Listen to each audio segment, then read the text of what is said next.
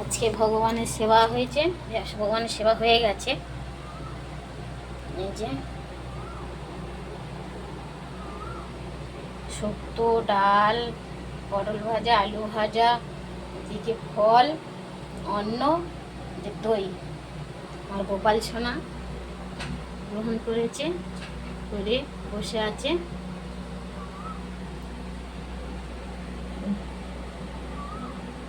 রাধা কৃষ্ণ সেবা করেছে আর গুরুদেব সেবা করেছে। সবার সেবা মোটামুটি হয়ে গেছে।